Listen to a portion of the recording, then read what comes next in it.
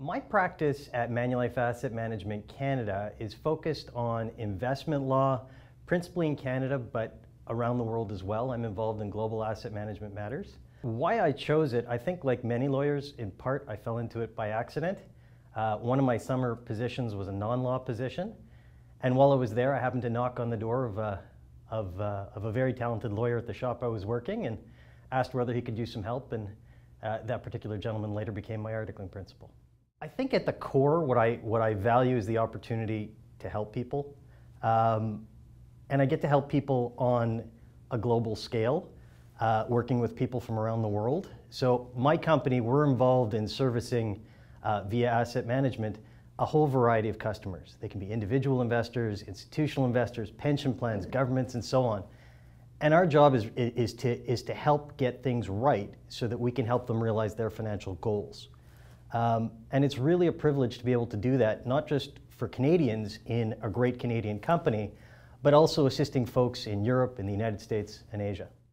One of the great pieces of advice that I got from my articling principal, which I still think of to this day, is, and it's a great point of humility, is the advice of read it again, make sure you've got it right before it goes out.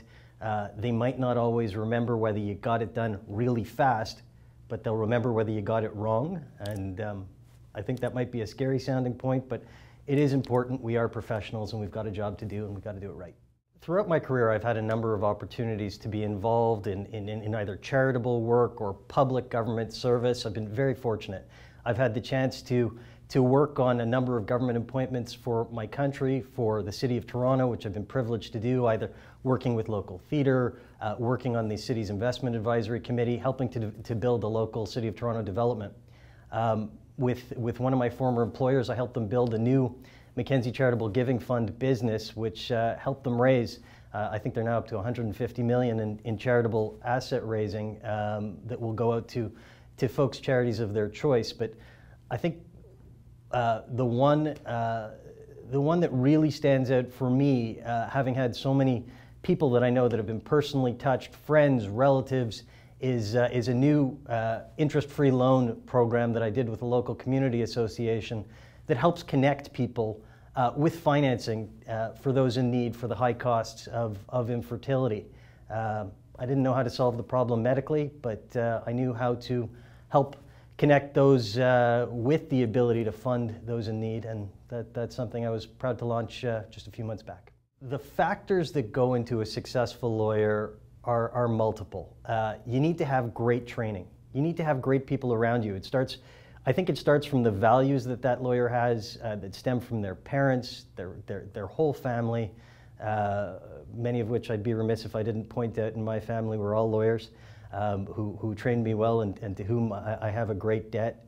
The mentors that we have, the people who we work with, the constructive criticism.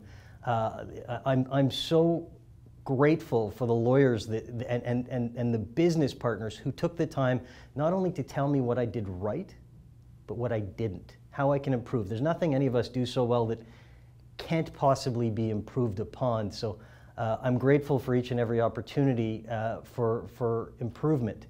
I'm also grateful for the colleagues I've had the privilege to work with, the colleagues I have now. I couldn't respect them more, both as professionals and as people. I also should give a proper shout out to our external counsel who make us regularly, who help us better serve our clients and better achieve their needs on an ongoing basis. So grateful to them.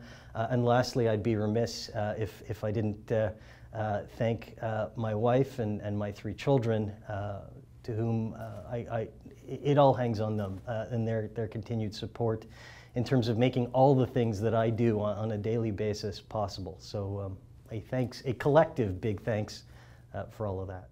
It's interesting. I get asked questions about how is life being in-house? Do you enjoy it?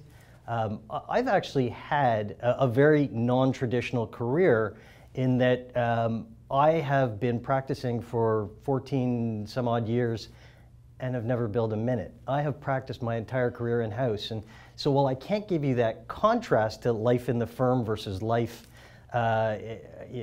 in-house, and I'm not sure I have no regrets for not billing a minute at this time, but I can tell you I love working in-house. I love the challenge and the opportunity of working with a business team and helping them to overall achieve their goals and better fulfill our clients' need. I love the continuity of focus and drive and the opportunity to really own an overall product or outcome from not just a legal perspective, but from as being part of the overall management team. It's something I feel very, very fortunate in my career to be able to do, particularly at a company where I can do so with folks and colleagues from around the world.